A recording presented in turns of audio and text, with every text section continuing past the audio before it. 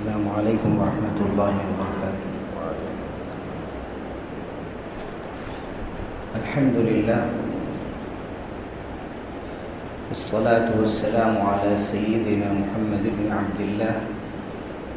وعلى آلہ واصحابہ ومن والاه وبعد، فاعوذ باللہ من الشیطان الرجیم، بسم اللہ الرحمن الرحیم، فاقصص القصص لعلهم يتفکرون۔ حضرات، آج ہمارے لیے خوشی کی بات ہے کہ اسلامی تاریخ سے متعلق ہم ایک نئی سیریز کا آغاز کر رہے ہیں۔ اسلامی تاریخ دنیا کی دوسری تاریخوں کے مقابلے میں بہت سے اعتبارات سے ممتاز ہے، اس کی ایک حیثیت ہے، اور تاریخ اسلام کو اس حیثیت سے بھی امتیاز حاصل ہے کہ اس میں عملی نمونے بہت ہیں، یعنی صرف یہ انسانوں کی گنتی نہیں ہے کہ فلاں زمانے میں اتنے لوگ بستے تھے اور ان میں اتنے لوگوں نے اسلام قبول کیا تھا، ان کی اتنی طاقت تھی، بلکہ بہت ہی عقل کو حیران کر دینے والے واقعات اس کے اندر ہمیں ملتے ہیں، اور ایک نمونہ ملتا ہے کہ مختلف دور میں مختلف مسلمانوں نے اپنے کردار کے ذریعے سے کچھ نمونے پیش کیے، اور وہی ہمارے لیے اصل ہے۔ جب ہم اس طرح کی مجلسوں میں خاص طور سے تاریخ کے سلسلے میں کچھ بیان کرتے ہیں تو اس کا مقصد یہ نہیں ہے کہ ہم روز روز کی تاریخ پیش کریں کہ اسلام کی آمد کے بعد پہلے کیا ہوا پھر کیا ہوا، روزانہ کی، یا آپ کہہ لیں کہ سال اور برس کے اعتبار سے جیسے ہماری تاریخ کی کتابوں میں سب واقعات ریکارڈ کیے گئے ہیں اس انداز سے اس کو بیان کیا جائے۔ ایک تو یہ کہ وہ تاریخ کوئی چھوٹی نہیں ہے، بہت بڑی تاریخ ہے۔ دوسرا یہ کہ یہ موضوع خود سے پڑھنے کا ہے اور مطالعہ کرنے کا ہے۔ اگر دلچسپی پیدا ہو اور ہم اس کی اہمیت سمجھیں تو اپنی اپنی دلچسپی کے اعتبار سے مختلف تاریخ کے ادوار کا ہم مطالعہ کر سکتے ہیں۔ ہم یہ دعویٰ نہیں کر سکتے کہ پوری تاریخ کو ایک ترتیب کے ساتھ ہم بیان کر سکتے ہیں، اور جس مقصد سے تاریخ کے ان بیانات کا انتخاب کیا گیا ہے اس کا بھی یہی تقاضا ہے کہ ان میں ہم ایسے واقعات کو منتخب کر لیں کہ جو ہماری موجودہ زندگی میں آنے والی نسلوں کے لیے اور خاص طور سے ہمارے ملک کے حالات میں ہمیں کام آ سکیں اور ہمارے اندر جذبہ اور حوصلہ پیدا کر سکیں۔ حضرات، تاریخ کے بارے میں کہا جاتا ہے کہ تاریخ اپنے آپ کو دہراتی ہے۔ التاریخ یکرر نفسہ، یا التاریخ یعید نفسہ، کہ جو باتیں پہلے ہو چکی ہیں اسی طرح کے واقعات بار بار پیش آتے رہتے ہیں، نام بدل جاتا ہے انسانوں کا، جگہ کا، واقعات کا، لیکن آپ دیکھیں گے کہ ملتے جلتے واقعات پیش آتے رہتے ہیں، اس لیے کہ اللہ تعالیٰ نے انسان کو بنایا، اور انسان کے جو مزاج ہیں مختلف انداز کے، وہ ایک دوسرے سے ملتے جلتے ہیں۔ شروع سے اس کے اندر کچھ خوبیاں رہی ہیں، کچھ خرابیاں رہی ہیں، اور اسی اعتبار سے حق اور باطل وجود میں آتے ہیں، اور حق اور باطل کا اس اعتبار سے ہمیشہ ٹکراؤ ہوتا رہا ہے، اور اسی سے ہماری تاریخیں بنتی رہتی ہیں۔ جیسے کہ ایک فرد کی تاریخ ہوتی ہے جو سیرت کہلاتی ہے، اس کی بایوگرافی کہلاتی ہے، اسی طرح سے ایک قوم کی اور ملت کی تاریخ ہوتی ہے کہ جس سے اسے سمجھنے میں، اس کے عمومی مزاج کو سمجھنے میں مدد ملتی ہے۔ قرآن مجید تاریخ کا سب سے بڑا سورس ہے۔ اسلامی تاریخ کے اعتبار سے اگر بات کی جائے کہ اسلامی تاریخ کے اندر کیا خصوصیات ہیں، تو قرآن مجید نے مسلمانوں کے اندر جو اخلاق پیدا کرنے چاہے ان کو بتایا اور برے اخلاق سے ان کو آگاہ کیا کہ اس کا انجام کیا ہے، اور اس کے لیے اسلام نے گزشتہ زمانے کے واقعات بیان کیے اور جگہ جگہ یہ بتایا کہ دیکھو یہ اس قسم کے کام کیے گئے تھے تو اس کا یہ نتیجہ نکلا تھا، یہ کام کیا گیا تو اس کا یہ نتیجہ نکلا، تو تمہارے لیے اس میں عبرت ہے۔ فرمایا گیا کہ لقد كان في قصصهم عبرة لأولي الألباب، کہ ان لوگوں کے قصوں میں جو گزرے ہوئے لوگ ہیں عبرت ہے ان لوگوں کے لیے جو عقل مند ہیں۔ تو تاریخ کا سب سے بڑا موضوع اور مقصد قرآن کے اعتبار سے یہ ہے کہ کوئی بھی تاریخ ہمیں صرف معلومات کے لیے نہیں پڑھنی ہے، یا صرف یہ جاننے کے لیے نہیں کہ کس سال میں فلاں کی پیدائش ہوئی اور فلاں کا انتقال ہوا، یہ معلومات بھی ضروری ہے، لیکن اصل مقصد یہ ہوتا ہے کہ اس سے عبرت حاصل کی جائے اور اسے سمجھا جائے۔ اس کی مثال ہم لیتے ہیں کہ موجودہ دور میں جس شخصیت کا نام بہت مشہور ہے اور ماضی قریب کی وہ شخصیت تھی حضرت مولانا سید ابوالحسن علی ندوی رحمۃ اللہ علیہ، وہ ایک بڑے عالم دین تھے، اس کے ساتھ ساتھ ایک لٹریچر کے بڑے ماہر اور ادیب تھے، لیکن ان کی جو سب سے بڑی خصوصیت تھی کہ وہ اسلام کے بڑے تھنکر تھے، مفکر تھے، اور ان کی تھنک کی اور فکر کی بنیاد اسلامی تاریخ پر تھی۔ ان کا یہ ماننا تھا کہ تاریخ قرآن مجید کی سب سے سچی تفسیر ہے، یعنی تاریخ میں جو باتیں موجود ہیں، قرآن مجید نے جن چیزوں کی طرف اشارہ کیا وہ انسانی کردار میں ڈھل گئے، وہ اچھی چیزیں ہوں یا بری چیزیں ہوں۔ اسی لیے مولانا کہتے تھے کہ والعصر ان الانسان لفی خسر، کہ زمانے کی قسم بے شک انسان گھاٹے میں ہے۔ کہتے تھے کہ میں پورے وثوق سے کہہ سکتا ہوں کہ اگر میں یہ کہوں کہ تاریخ کی قسم کے انسان گھاٹے میں ہے تو یہ غلط نہیں ہو، اس لیے کہ تاریخ اسی زمانے کے مجموعے کا نام ہے جس زمان و مکان کے درمیان ہم رہتے ہیں۔ اسلامی تاریخ کا جو مطالعہ انہوں نے کیا، اس کی بنیاد پر جب برما کا انہوں نے سفر کیا تھا، اس وقت 1964 یا 65 میں وہاں کے حالات دیکھ کر اور یہ سمجھ کر کہ اس طرح کے حالات گزشتہ تاریخ میں جہاں کہیں بھی جس ملک میں بھی پیدا ہوئے ہیں، آگے چل کر ایسے حالات وہاں پھر پیدا ہوتے ہیں، جینوسائیڈ سے گزرنا پڑتا ہے مسلمانوں کو اور دوسرے مسائل پیش آتے ہیں۔ انہوں نے ان کو آگاہ کیا تھا کہ آج بھی یہاں کی جو بدھسٹ قومیں ہیں، دوسری قومیں ہیں، انہیں آپ اسلام کا تعارف کرانا شروع کریں اور اسلام سے قریب کرنا شروع کریں۔ اگر آپ نے یہ کام نہیں کیا اور اسلام کو اپنے گھر کی چہار دیواری میں بند کر دیا اور آپ نے یہ سمجھ لیا کہ یہ آپ کا احترام کریں گے، تو یہ نہیں ہو سکتا ہے، اس لیے کہ تاریخ اس کے بالکل برخلاف ہے۔ اسی طرح مولانا نے اس ملک میں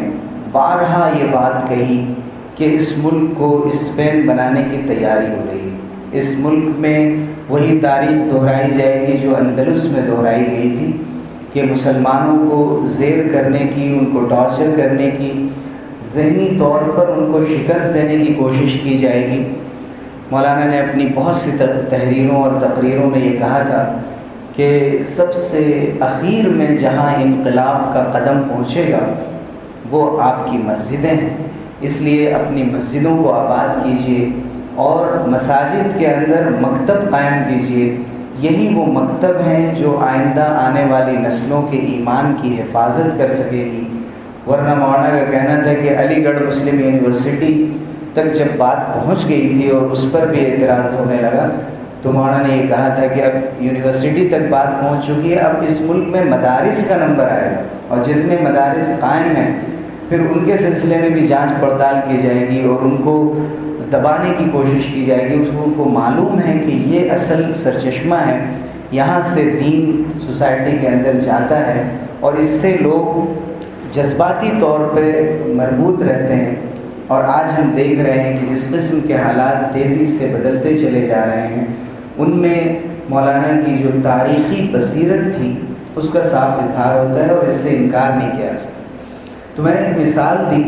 کہ جن باتوں کی طرف انہوں نے اشارات کیے تھے، یا اسی ملک میں مولانا ابوالکلام آزاد کی شخصیت تھی، ان کی جو تاریخ پر نظر تھی، انہوں نے مسلمانوں کو جس طرح آگاہ کیا تھا کہ دیکھو تم اس ملک کو چھوڑ کر جا رہے ہو ہجرت کے مقدس نام پر،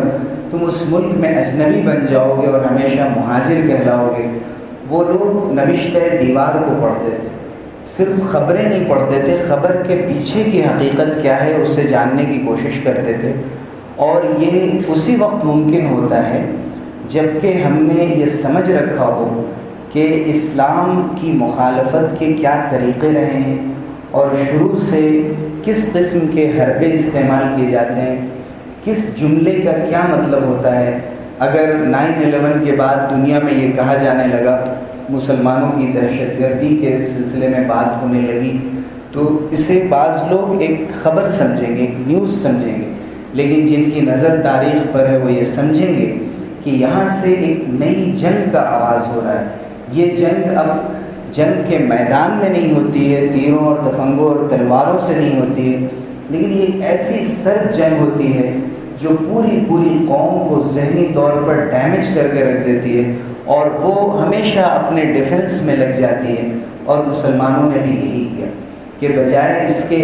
کہ وہ اپنی تاریخ کو، اپنی خصوصیات کو دنیا کے سامنے لاتے اور ان بحثوں سے خود کو بچا لیتے، وہ یہ نہیں کر سکے۔ انہوں نے ہمیشہ اور آج بھی جب بھی کوئی مسئلہ اٹھایا جاتا ہے، کوئی ایشو اٹھایا جاتا ہے، تو صرف اس کو کنڈیم کیا جاتا ہے اور اس کی تردید کر کے یہ سمجھا جاتا ہے کہ ہم نے جواب دے دیا، لیکن حقیقت یہ ہے کہ یہ کوئی ایک واقعہ نہیں ہے، بلکہ یہ ایک پوری تحریک ہے۔ یہ تحریک کبھی سیکولرزم کے نام پر آتی ہے، کبھی یہ تحریک اورینٹلزم کے نام پر آتی ہے، کبھی یہ تحریک عیسائی مشنری کے نام پہ ہوتی ہے۔ یہ تحریکیں اور اس سے آگے کی جو چیزیں ہیں، ماسونیت ہے، فری میسنز موومنٹس ہیں، اور دنیا میں جو جال بچھائے گئے ہیں حق کو مٹانے کے لیے، صحیح باتوں کو دبانے کے لیے، آپ کرنسی کی تاریخ پڑھ لیں، جتنی بھی چیزیں سب ایک دوسرے سے مربوط ہیں۔ دنیا میں اگر اس ملک میں کچھ لوگ ہیں جو کچھ لوگوں کو دبانا چاہتے ہیں، تو ان کے سامنے بھی کسی ملک کی تاریخ ہے۔ انہوں نے بھی فلسطین میں دیکھا ہے کہ کیا ہوا ہے اور کس انداز سے یہ کام کیا گیا ہے، اندلس میں کیا ہوا ہے اور کن حربوں کو اختیار کیا گیا ہے۔ اس انداز سے اگر ہم کام کریں تو ہم کامیاب ہو سکتے ہیں۔ لیکن افسوس کی بات یہ ہے کہ ہم لوگوں کے ذہنوں میں یہ بات بیٹھی ہوئی ہوتی ہے کہ تاریخ کا مطلب صرف یہ ہوتا ہے کہ ہمیں واقعات کے بارے میں علم اور یہ معلوم ہو کہ کس بادشاہ نے پل بنوائے تھے اور کس نے سرائے خانے بنوائے تھے اور کس نے کتنے لوگوں کی مدد کی تھی۔ اسی لیے اسکولوں اور کالجوں میں جو ہسٹری کا سبجیکٹ ہوتا ہے اس میں لوگ اسے بہت آسان سمجھتے ہیں کہ 4-5 تاریخیں یاد کر لیں اور اس کے ساتھ کارنامے تو سب ملتے جلتے ہوتے ہیں، کچھ چیزیں یاد کر لی جائیں اور کسی طرح امتحان دے کر فارغ ہو جاتے ہیں۔ لیکن حقیقت یہ ہے کہ فرمایا گیا ما اشبہ اللیلۃ بالبارحہ، کہ آج کی رات گزری ہوئی کل سے کتنی ملتی جلتی ہے، اور ایسا نہیں ہے کہ آج جو کچھ ہو رہا ہے پہلے کبھی نہیں ہوا۔ اور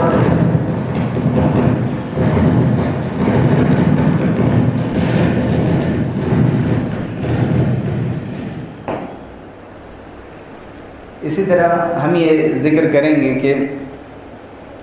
اسلامی تاریخ کے سلسلے میں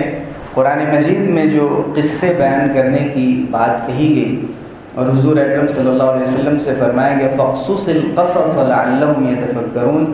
کہ آپ قصے بیان کیجیے تاکہ لوگ غور و فکر کر سکیں، سمجھ سکیں۔ اور حضور اکرم صلی اللہ علیہ وسلم جب دنیا میں تشریف لائے تو ظاہر ہے کہ اسی وقت سے اسلامی تاریخ کا آغاز ہوتا ہے۔ تقریباً 571 میں آپ کی پیدائش ہوئی، وہاں سے حضور اکرم صلی اللہ علیہ وسلم کی سیرت کا آغاز ہوتا ہے۔ اس سے پہلے کچھ بیک گراؤنڈ بیان کیا جاتا ہے، اور وہاں سے حقیقی معنی میں وہ اسلامی تاریخ کا جو سر ورق ہے، جو اس کا سب سے نمایاں چیپٹر ہے، وہ خود حضور اکرم صلی اللہ علیہ وسلم کی سیرت ہے۔ اور ربیع الاول بھی قریب ہے، اس موقع سے سیرت کا تذکرہ بھی ہوتا ہے، مختلف انداز سے اس کے کچھ گوشوں پر روشنی ڈالی جاتی ہے۔ لیکن حضور اکرم صلی اللہ علیہ وسلم کی سیرت کے سلسلے میں بھی یہی بات اہم ہے کہ ایک پہلو اس کا یہ ہے کہ سیرت کے تمام واقعات کو پڑھا جائے کہ 40 سال تک کی حضور اکرم صلی اللہ علیہ وسلم کی زندگی کی اہم معلومات کیا ہیں۔ جب حضور اکرم صلی اللہ علیہ وسلم ابھی نبی نہیں بنائے، نبوت کا اعلان آپ نے نہیں کیا تھا، نبوت کے اعلان کے بعد سے ہجرت تک کے واقعات، ہجرت کے بعد سے پھر حجۃ الوداع اور آپ صلی اللہ علیہ وسلم کی وفات تک کے واقعات، ان واقعات میں جو اہم تاریخیں ہیں وہ معلوم کی جائیں۔ دوسرا پہلو اس کا یہ ہے کہ جسے فقہ السیرہ کہا جاتا ہے کہ سیرت کی سمجھ، یعنی سیرت میں جو واقعات پیش آئے ہیں ان سے ہمیں کیا نمونہ ملتا ہے، ان سے کیا ہمیں سبق ملتا ہے۔ حضور اکرم صلی اللہ علیہ وسلم نے بدر میں جو پلاننگ کی، احد میں کی، خندق میں کی، احزاب میں کی، اس سے ہمیں کیا نمونے ملتے ہیں اور آج ہم اس سے کیا سیکھ سکتے ہیں، اسے کہتے ہیں فقہ السیرہ۔ حضور اکرم صلی اللہ علیہ وسلم کی سیرت کے بعد خلفائے راشدین کا ذکر آتا ہے۔ ہم یہ دیکھیں گے سب سے پہلے کہ حضور اکرم صلی اللہ علیہ وسلم نے جن لوگوں کی تربیت فرمائی تھی، ظاہر ہے کہ تاریخ میں ان کا بھی تذکرہ ہے، صحابہ کرام رضی اللہ عنہم اجمعین کا، اور صحابہ میں ہر عمر کے لوگ تھے، بہت چھوٹے بھی تھے، ادھیڑ عمر کے بھی تھے اور ضعیف لوگ بھی تھے، لیکن اس میں ہم دیکھتے ہیں کہ حضور اکرم صلی اللہ علیہ وسلم سے پہلے جو جاہلیت کا زمانہ ہے وہاں تربیت کا کوئی نظام نہیں تھا۔ تو اسلامی تاریخ کا جو ایک بہت بڑا سبق ہے کہ بچپن سے بچوں کی تربیت کیسے کی جائے کہ ان کے اندر شوق پیدا ہو، اور شوق پیدا کرنے کے لیے حضور اکرم صلی اللہ علیہ وسلم بھی ان کے سامنے ان سے پہلی قوموں کے جو تذکرے تھے ان کو بیان فرمایا کرتے تھے تاکہ ان کے ذریعے سے جذبہ پیدا ہو۔ پھر جو چھوٹے بچے تھے وہ اپنے والدین کے بارے میں سنتے تھے بڑے ہو کر کہ میرے بچپن میں میرے والد صاحب نے یہ کارنامہ انجام دیا، تو ہر ایک کی ذاتی بھی ہسٹری ہوتی تھی، اور وہ ہسٹری اتنی زیادہ مضبوط ہوتی تھی اور اتنی زیادہ افیکٹو ہوتی تھی کہ اس کے ذریعے سے بچے سیکھتے۔ جیسے میں مثال دیتا ہوں حضرت زبیر بن عوام رضی اللہ عنہ۔ حضرت زبیر بن عوام رضی اللہ عنہ جو عشر مبشرہ میں، اور ان کے بے شمار کارنامے ہیں اسلام کے لیے، ان میں سب سے اہم کارنامہ ان کا یہ ہے کہ وہ ہر وقت حضور اکرم صلی اللہ علیہ وسلم کی نگرانی کرتے رہتے اور خیال کرتے رہتے تھے، یہاں تک کہ حضور صلی اللہ علیہ وسلم نے فرمایا کہ لِكُلِّ أُمَّةٍ حَوَارِيٌّ وَحَوَارِيُّ أُمَّتِي الزُّبَيْرُ، کہ ہر امت میں ہر نبی کے کچھ خاص لوگ ہوتے ہیں، ان کے حواری ہوتے ہیں، جیسے حضرت عیسیٰ علیہ السلام کے حواری تھے، اور میرے حواری زبیر ہیں، یعنی حضور اکرم صلی اللہ علیہ وسلم نے حضرت زبیر کی تعریف فرمائی۔ اور حضرت زبیر رضی اللہ عنہ کو یہ خصوصیت حاصل ہے کہ جس وقت ان کو یہ خدشہ تھا احد کے میدان میں کہ حضور اکرم صلی اللہ علیہ وسلم پر حملہ ہو سکتا ہے، اور انہوں نے یہ دیکھا کہ ایک شخص ہے کہ جس کے پاس بہت بڑی سی تلوار ہے، لمبی تلوار ہے، تلوار اتنی لمبی ہے کہ اگر ادھر سے کوئی شخص اس پر حملہ کرنا چاہے تو بیچ میں تلوار حائل ہو جاتی تھی، اتنی بڑی تلوار، اور ایک کو، دو کو، 10 کو وہ مارتا چلا جا رہا تھا۔ تو حضرت زبیر نے بڑی محنت اور کوشش کے بعد پیچھے سے اس کے اوپر حملہ کیا اور اسے دبایا اور ختم کیا۔ اس وقت حضرت زبیر کو ایک چوٹ آئی تھی اور وہ گردن کے نیچے اتنا گہرا زخم آیا تھا کہ جب وہ زخم بھر بھی گیا تھا تو اس میں ایک گڑھا سا بن گیا تھا۔ حضرت زبیر کی گود میں پل رہے تھے حضرت عبداللہ ابن زبیر رضی اللہ عنہ۔ تو میں عرض کر رہا تھا کہ حضرت عبداللہ چھوٹے تھے اور ان کے بچپن میں 3-4 سال کے تھے جب اس طرح کے واقعات پیش آ رہے تھے، انہوں نے یہ چیزیں بچپن سے دیکھی تھی۔ عبداللہ ابن زبیر کی زبان سے جو پہلا لفظ ادا ہوا وہ ایسا لفظ تھا جس سے لگتا تھا کہ وہ ان کے اندر بہادری ہے، طاقت ہے۔ عربوں کا خاص امتیاز تھا کہ السیف اور تلوار کا جو لفظ ہے یہ بہادری کی علامت سمجھا جاتا تھا۔ تو حضرت عبداللہ ابن زبیر رضی اللہ عنہ کی زبان سے بچپن میں السیف کا لفظ پہلے بار، تو یہ تربیت کا اثر ہوتا تھا کہ جو انہوں نے وہاں دیکھا ہوتے ہوئے غیر محسوس طریقے سے ان کے ذہن میں وہ باتیں پیدا ہونے لگی۔ حضرت عبداللہ ابن زبیر رضی اللہ عنہ کو حضور اکرم صلی اللہ علیہ وسلم نے بہت دعاؤں سے نوازا اور ان کے لیے یہ دعا فرمائی کہ اللہ تعالیٰ تمہیں جہنم کے لپٹ اور جہنم کی جو ہوا ہو سکتی ہے اس سے بھی محفوظ رکھے، چونکہ ہر ایک کو پلسرات سے گزرنا ہے، وَإِن مِّنكُمْ إِلَّا وَارِدُهَا، اور پلسرات بالکل جہنم کے اوپر ہے۔ اسی طرح حضرت عبداللہ ابن زبیر رضی اللہ عنہ کو ایک مرتبہ حضور اکرم صلی اللہ علیہ وسلم نے بلایا اور یہ کہا کہ میں نے حجامہ کروایا ہے اور یہ خون ہے جو فاسد خون جسم سے نکلتا ہے۔ حضور نے فرمایا کہ اس کو لے جا کر تم پھینک دو۔ تو عبداللہ ابن زبیر بہت چھوٹے سے تھے اس وقت، ان کے ذہن میں یہ آیا کہ یہ نبی کا خون ہے اور میں کیسے اس کو کہیں پھینک دوں۔ کبھی انہوں نے سوچا کہ میں مٹی میں ڈال دوں، کبھی سوچا کہ یہ جو قارورہ ہے، شیشی ہے، اس کو کہیں پر رکھ دوں، لیکن ان کو کچھ سمجھ میں نہیں آیا۔ چھوٹے تھے تو انہوں نے یہ کیا کہ وہ خون کو انہوں نے گھونٹ لیا، پی گئے۔ تو اس وقت حضور اکرم صلی اللہ علیہ وسلم کو حضرت سلمان فارسی نے آ کر بتایا کہ مجھے لگتا ہے کہ بچے نے یہ عمل کیا ہے۔ تو حضور نے بلایا، بہت تعجب کیا کہ تم نے ایسا کیسے کیا، اور یہ مطلوب نہیں تھا اور نہ یہ کہا گیا تھا نہ یہ درس دیا گیا تھا،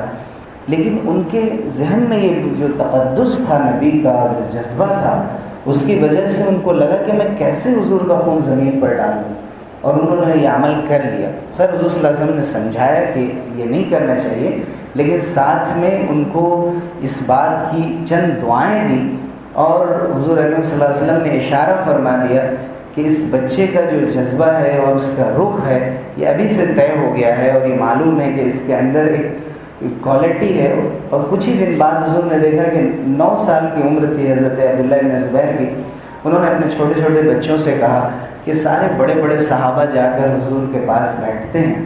تو آخر ہم لوگ کیوں نہیں جائیں؟ تو عبداللہ بن زبیر آگے آ گئے اور تمام بچوں کو لیا اور حضور کے پاس گئے، اور انہوں نے بتایا کہ میں کمانڈر ہوں اور یہ بچے ہیں، آپ بتائیے کہ مجھے کیا کرنا ہے۔ تو یہ حضرت عبداللہ بن زبیر تھے، وہ دیکھ رہے تھے اس ماحول میں جس قسم کی پرورش ہو رہی تھی، جو طریقہ وہاں پر رائج تھا، وہی چیزیں بچوں کے ذہنوں پر اثر انداز ہو رہی تھی۔ تو ایک نہیں ہے، حضرت عبداللہ ابن زبیر، عبداللہ ابن عباس، عبداللہ ابن عمر، عبداللہ ابن عمرو بن العاص، ان تمام صحابہ کو آپ دیکھیں گے کہ علم حاصل کرنے میں سب سے آگے بڑھ کر حدیثوں کو روایت کرنے والے اور آگے بڑھ کر مقابلہ کرنے والے۔ جب 2 بچوں سے کہا جا رہا ہے کہ آپ میں سے ایک ہی کو لے جا سکتا ہے جنگ میں، تو وہ دونوں کہتے ہیں کہ ہمیں کشتی لڑا دی جائے، جو جیت جائے اسے لے جائے۔ یہ نہیں ہو رہا ہے کہ ہمیں بخش دیا جاتا اور موقع مل جاتا ذرا ہم بچ جاتے، بلکہ دونوں ایک دوسرے سے آگے بڑھ رہے ہیں۔ کہا جا رہا ہے ہائٹ آپ کی کم ہے تو وہ ذرا پنجوں پر کھڑے ہو کر دکھا رہے ہیں کہ میں زیادہ لمبا ہوں اور میں جا سکتا ہوں۔ تو یہ صحابہ کرام رضی اللہ عنہم اجمعین میں جو چھوٹے چھوٹے صحابہ تھے، حضرت ارقم بن ابی الارقم، ان کی عمر بھی 16-17 سال کی تھی۔ اس وقت ان کے گھر میں حضور اکرم صلی اللہ علیہ وسلم مشورے کے لیے جمع ہوتے تھے۔ صفا پہاڑی کے بالکل کنارے ان کا گھر تھا۔ مشرکین مکہ یہ سمجھتے تھے کہ حضور صلی اللہ علیہ وسلم کسی بڑے صحابی کے گھر میں ہوں گے جو مشہور ہیں، لیکن حضور نے ایک نوجوان صحابی کا انتخاب کیا تھا، اور مقصد یہ بھی تھا کہ ان کی حوصلہ افزائی کی جائے، ان کو بتایا جائے کہ تم ہمارے مشن سے، ہماری تحریک سے الگ نہیں ہو، ابھی تمہارے صرف کھیلنے کودنے کے دن نہیں ہیں، بلکہ تمہیں اس مشن میں شامل ہونا ہے۔ اور ان کے گھر پر یہ مشورہ ہوا کرتا تھا، اور اسی وجہ سے اس کی ایک وجہ یہ بھی تھی کہ لوگوں کو پتہ نہ چل سکے کہ کیا ایسا ہو سکتا ہے کہ ایک چھوٹے سے صحابی کے گھر میں حضور اکرم صلی اللہ علیہ وسلم مشورہ کر رہا۔ تو جس وقت ابھی اسلام کا اعلان نہیں ہوا تھا، اس وقت جس گھر میں مشورہ ہوتا تھا اور دشمنوں سے چھپ چھپا کر جو 3 سال تک اسلام کے سلسلے میں کوشش کی گئی ہے، وہ حضرت ارقم کے گھر میں ہوتا ہے۔ حضور اکرم صلی اللہ علیہ وسلم نے جاہلیت سے نکل کر جو لوگ آئے تھے اسلام میں، ان کی ایسی تربیت فرمائی۔ اور یہ بھی غور کرنے کی چیز ہے کہ اسلامی تاریخ کا آغاز حضور اکرم صلی اللہ علیہ وسلم کی ذات گرامی سے ہوتا ہے، اور حضور اکرم صلی اللہ علیہ وسلم کو جزیرۃ العرب میں بھیجا گیا۔ حضور اکرم صلی اللہ علیہ وسلم کو عرب کی سرزمین پہ کیوں بھیجا گیا؟ ایک بہت بڑا سوال ہے۔ اس کا سب سے بڑا جواب یہ دیا گیا کہ لأن الواح قلوبهم كانت صافیۃ، کہ ان لوگوں کے دلوں کی تختی پر کچھ لکھا نہیں گیا۔ اب تک ان کے اندر جو قبیلوں کے جھگڑے تھے اور جو خاص قبیلوں کی خصوصیات تھی اور بٹے ہوئے لوگ تھے، وہ اسی کو ایک زندگی سمجھ رہے تھے، لیکن ان کے شیرازے کو جوڑنے والا، ان کی شیرازہ بندی کرنے والا اور ان سب کو ایک جھنڈے کے تلے جمع کرنے والا کوئی نہیں تھا۔ حضور اکرم صلی اللہ علیہ وسلم نے جب ان کو جمع فرمایا اور ان کو سمجھایا اور بتایا کہ دنیا کا مقصد کیا ہے اور آخرت کا مقصد کیا ہے، تو اس وقت ان صحابہ کرام نے جنہوں نے شروع اسلام قبول کیا اور اس کے بعد کی نسلوں میں اسلام منتقل ہوا، انہوں نے یہ کر کے دکھایا۔ ہمیں اس لیے ہم نے اس کا موضوع رکھا ہے کہ اسلامی تاریخ اور موجودہ حالات، اس لیے تاکہ ہم صرف یہ دیکھیں کہ جب صحیح جذبہ پیدا ہوتا ہے، فکر صحیح ہوتی ہے، تو ہمیں سمت صحیح ملتی ہے، ہمیں پھر منزل ملتی ہے، ہمارے سفر کا رخ صحیح ہوتا ہے۔ اور اگر ہماری سوچ صحیح نہیں ہے یا ہمارے اندر اسلام کے لیے کوئی جذبہ نہیں ہے،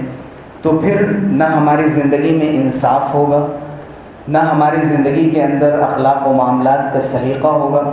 نہ ہماری زندگی کے اندر اتحاد پیدا کرنے کا جذبہ ہوگا، نہ اخوت کی کوئی اہمیت ہوگی۔ حضور صلی اللہ علیہ وسلم نے مدینہ ہجرت کرنے کے بعد جو مواخات کرائی تھی، ایک صحابی کو دوسرے کا بھائی بنایا تھا، وہ بھی اسی جذبے کے تحت تھا کہ لوگوں کے اندر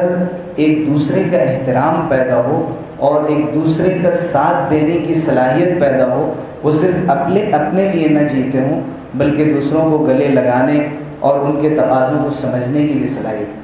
پھر حضور اکرم صلی اللہ علیہ وسلم نے جب تربیت فرمائی تو لوگوں کے اندر ان کے ضمیر کے اندر ایک ملامت پیدا ہوئی۔ اگر ان سے کوئی غلطی ہو جاتی تھی تو یہ نہیں تھا کہ وہ اپنی غلطیوں کو چھپا لیتے۔ جس طرح سے ہمیں واقعات ملتے ہیں انصاف کے اور عدل کے، اور واقعات ملتے ہیں اس بات کے کہ جو ہمارے خلیفہ ہوتے تھے، امیر المومنین ہوتے تھے، وہ بیت المال کی چیزوں کو ہاتھ نہیں لگاتے تھے اور وہ بہت زیادہ احتیاط کرتے تھے چیزوں میں۔ حضرت ابوبکر صدیق رضی اللہ عنہ کی اہلیہ نے جب ایک دن کوئی میٹھی چیز بنائی تو حضرت ابوبکر نے پوچھ لیا کہ اتنی گنجائش تو گھر میں نہیں، یہ میٹھی چیز کیسے بنی؟ تو انہوں نے کہا کہ آپ بیت المال سے جو تھوڑی سی رقم دیتے ہیں انہی میں سے میں نے بچا کر رکھ لیا تھا اور اس کو بچا کر میں نے یہ تیار کیا۔ تو حضرت ابوبکر نے فرمایا کہ اس کا مطلب ہے کہ جو بیت المال سے میں لے رہا ہوں وہ زیادہ ہے، اس لیے آئندہ اتنا کم کر دیا جائے۔ یہ نمونہ ہے۔ حضرت عمر ابن عبدالعزیز جو ظاہر کے خلفائے راشدین کے بعد ہیں، حضرت عمر ابن خطاب رضی اللہ عنہ وہ حاکم تھے جنہوں نے دنیا کو یہ دکھایا کہ جب حکومت کی جاتی ہے تو صرف کرسی نہیں ہوتی بلکہ نظر اس کی رعایا پہ ہونی چاہیے، اس کی نظر ہونی چاہیے کہ کوئی ضرورت مند تو نہیں ہے، کوئی بھوکا تو نہیں سو رہا ہے۔ انہوں نے یہ کر کے دکھایا اور انہوں نے یہ کہا کہ اگر بصرہ اور بغداد میں بھی اگر کوئی خچر اور گدھا بھی کسی سڑک پر گر جائے ٹھوکر کھا کر تو عمر سے اللہ تعالیٰ پوچھے گا کہ تم نے سڑک کیسی بنوائی۔ تو یہ احساس پیدا ہو گیا تھا ان کے اندر۔ حضرت عمر بن عبدالعزیز جو خلفائے راشدین کے بعد آتے ہیں، اموی دور کے خلیفہ ہیں، اور ان کے دور میں بہت سے بڑے بڑے ایسے بادشاہ تھے جو بہت سے ان میں عیاشیوں کی طرف بھی مائل تھے، لیکن عمر بن عبدالعزیز نے یہ کر کے دکھایا کہ خلافت راشدہ کے طریقے پر حکومت کی۔ اور عمر بن عبدالعزیز کا حال یہ تھا کہ وہ اتنے نفیس انسان تھے، اتنے قیمتی کپڑے پہنتے تھے اور ایسی خوشبو لگاتے تھے کہ ان کو دیکھ کر نوجوان عورتیں اور لڑکیاں یہ سیکھتی تھیں کہ چلا کیسے جاتا ہے، جو واکنگ اسٹائل ہوتا ہے وہ کیسا ہونا چاہیے۔ اور مشہور تھا المشیۃ العمریہ،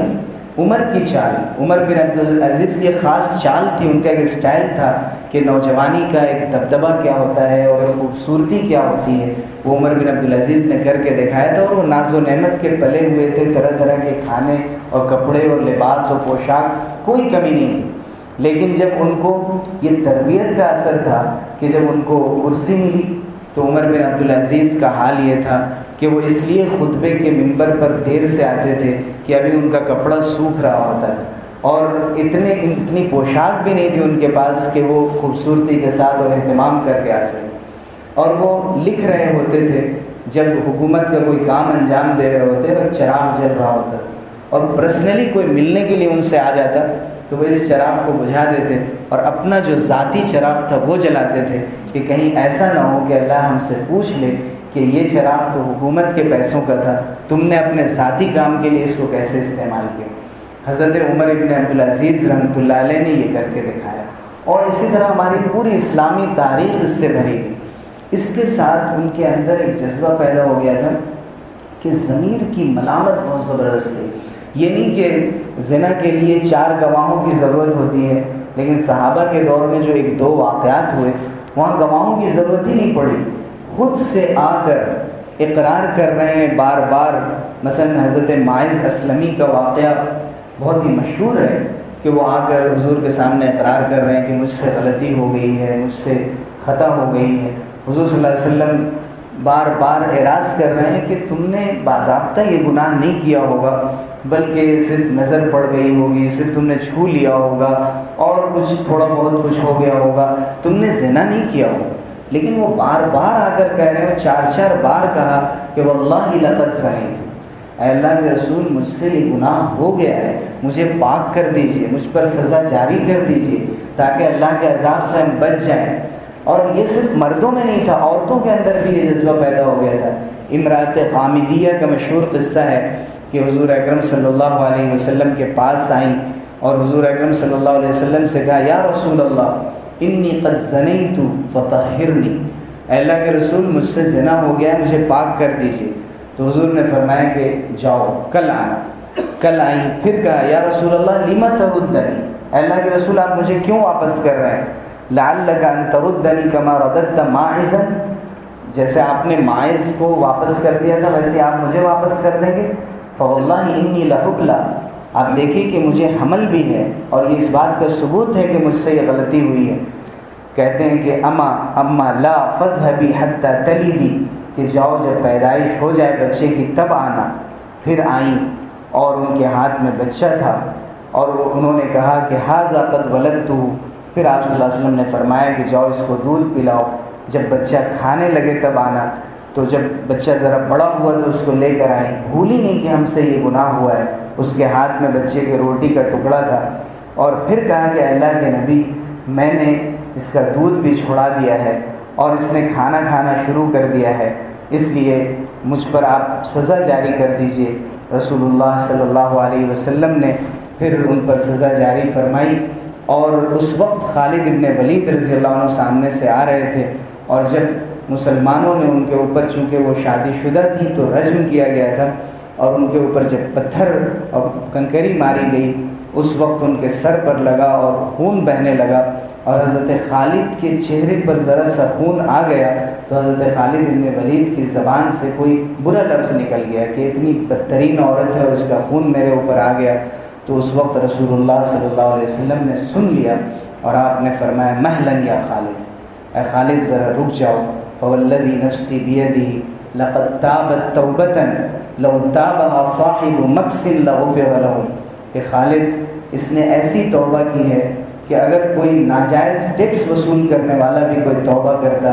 اور ایک روایت میں ہے کہ مدینے کی دونوں پہاڑیوں کے درمیان جتنے گناہگار ہیں اور اس کی توبہ سب پر تقسیم کر دی جائے تو سب کے لیے کافی ہو جائے۔ ایسی سچی توبہ، توبہ نصوح جسے کہتے ہیں، اس وقت صحابہ کرام رضی اللہ عنہم اجمعین نے اور صحابیہ نے یہ پیش کر کے دکھایا، اور حضور اکرم صلی اللہ علیہ وسلم کی تربیت کا یہ اثر تھا۔ پھر ان کے اندر جو شجاعت کا جذبہ تھا، جو ان کے اندر بہادری پیدا ہو گئی تھی، ان کے اندر جو ایک خودداری پیدا ہو گئی تھی، یہ سب اپنے آپ میں عجیب و غریب مثال پیش کرتی ہے۔ مثلا حضور اکرم صلی اللہ علیہ وسلم نے جب عمیر ابن حمام الانصاری جو غزوہ بدر میں آئے اور وہ اس وقت کچھ کھجوریں کھا رہے تھے، تو اس وقت حضرت عمیر بن حمام الانصاری بار بار چاہ رہے تھے کہ ہم جنت کی طرف بڑھیں، حضور سے کہہ رہے تھے انہا لحیات طویلہ، یہ تو بہت لمبی زندگی ہو جائے گی اور میں جی کر کیا کروں گا، جب اللہ کے یہاں ہمارے لیے جنت بنائی گئی ہے اور مجھے قربانی دینے پر اللہ کی طرف سے یہ انعام ہے تو میں آگے بڑھتا ہوں۔ ایک موقع سے ایک صحابی رضی اللہ عنہ کو جب تلوار لگی تو اس وقت انہوں نے کہا فزت ورب الکعبہ، کعبے کے رب کی قسم میں کامیاب ہو گیا۔ تو جو شخص مارنے والا تھا اس نے پوچھا کہ بھائی کیا بات ہے کہ میں نے تو ان کی جان لے لی اور یہ کہہ رہے ہیں کہ میں کامیاب ہو گیا. جب ان کو بتایا گیا کہ یہ وہ دین ہے کہ جس کی اہمیت جب دلوں میں بیٹھ جاتی ہے اور جنت کا شوق اور اللہ کے دیدار کا شوق پیدا ہو جاتا ہے تو یہ بہت چھوٹی چھوٹی باتیں ہیں اور اس کی ان کی نگاہ میں کوئی اہمیت نہیں رہتی. آپ خنسہ کو دیکھ لیں, خنسہ بنت تماثر جو کہ بڑی شاعرہ تھی اور مرثیہ کہتی تھی, اپنے بھائی پر وہ اتنا روتی تھی, اس قدر روتی تھی کہ ان کی پوری شاعری اسی مرثیے سے بھری ہوئی. ہمیشہ صبح شام ان کو شکایت تھی کہ میرے بھائی کو قتل کر دیا گیا, آخر اس پر لوگ روتے کیوں نہیں. اور جو عربوں میں عام تھا نوحہ کرنا اور رونا اور سینہ پیٹنا, اس طرح کی ایک خاتون تھی, ان کو کوئی جانتا بھی نہیں تھا, ان کی کوئی اہمیت نہیں تھی, یہ معلوم تھا کہ یہ روتی رہتی ہیں بس, اور بزدلی ٹپکتی تھی ان کے کردار سے. لیکن یہی حضرت خنسہ ہیں جب وہ اسلام لے آئیں اور جب انہوں نے قرآن مجید پڑھا اور حضور اکرم صلی اللہ علیہ وسلم کی حدیثیں ان کو پہنچی اور ان کو فضیلت معلوم ہوئی, تو ایک موقع سے جب ان کے 4 بچے بھی شہید کر دیے گئے تو اس وقت حضرت خنسہ تو رونا تو دور کی بات ہے, اپنے کو خوش قسمت سمجھا, اللہ کا شکر ادا کیا اور اللہ کے سامنے سجدہ ریز ہو گئی کہ اللہ تعالیٰ نے ان کو قبول فرما لیا, اور تمنا کی کہ اگر اور میرے بچے ہوتے تو میں دین کے لیے قربان کرنے کو تیار تھی. تو یہ وہ نمونے اسلامی تاریخ کے ہیں کہ ہم ان تاریخوں کو پڑھ کر ضروری نہیں کہ ہو بہو اسی طرح ہر دور میں ان تقاضوں پر اسی طرح عمل کرنا ہو, لیکن کم از کم یہ ہمیں معلوم ہو کہ ہمیں تاریخ صحیح سوچ سے پڑھنی چاہیے. سب سے بڑا مسئلہ تاریخ کے ساتھ یہی ہوا, ہماری تاریخوں کے ساتھ, کہ ہمارے جو تاریخ لکھنے والے لوگ تھے انہوں نے عربی زبان میں لکھ دی ابتدائی دور میں, جیسے ابن کثیر نے البدایہ والنہایہ لکھ دی, طبری نے تاریخ الرسل والملوک لکھ دی, ابن الاسیر نے الکامل لکھ دی. یہ تاریخ کی بڑی بڑی کتابیں تھیں, ان کے ذریعے سے ترجمے ہوتے رہے مختلف زبانوں میں, لیکن دنیا کی بہت سی زبانوں میں تاریخ صحیح طور پہ نہیں پہنچ سکی. مسلمانوں کی تاریخ ان لوگوں نے لکھی کہ جو اسلام کے دشمن تھے اور جو جس طرح اسلام کو پیش کرنا چاہتے تھے اور مسلمانوں کو پیش کرنا چاہتے تھے انہوں نے اس طرح پیش کیا. آج دنیا میں یہ لفظ مشہور ہو گیا کہ اسلام ایک الگ چیز ہے اور مسلمان ایک الگ چیز. اسلام اصل ہے, مسلمان اصل نہیں. بظاہر یہ بات چھوٹی سی لگتی ہے اور ہم لوگ بھی یہ بات کہہ دیتے ہیں, لیکن وہ اسلام ہی کیا کہ جسے ایک قوم اپنے عمل سے پیش نہ کر سکے. اس کا مطلب یہ ہے کہ یہ قابل عمل دین نہیں ہے اور یہ اسلام عمل کے قابل نہیں ہے, اس لیے لوگ اپنے عمل میں اس کو پیش نہیں کر سکے. تو پھر کس بنیاد پر آپ نئے لوگوں کو دعوت دے رہے ہیں؟ اس لیے کبھی کبھی اس طرح کے جملوں کے ادا کرنے سے بچنا چاہیے. ان جملوں کا آغاز بھی اصلاً مستشرقین نے کیا تھا, اورینٹلسٹس نے کیا تھا, اور مسلمانوں کو ان کے کردار کو مشکوک بنا کر دکھانے کی کوشش کی تھی. ضرورت یہ ہے کہ تاریخ کے مختلف پہلوؤں کا مطالعہ کیا جائے. حضور اکرم صلی اللہ علیہ وسلم کی سیرت تاریخ کا ایک چیپٹر, خلفائے راشدین کی سیرت, اموی دور, عباسی دور,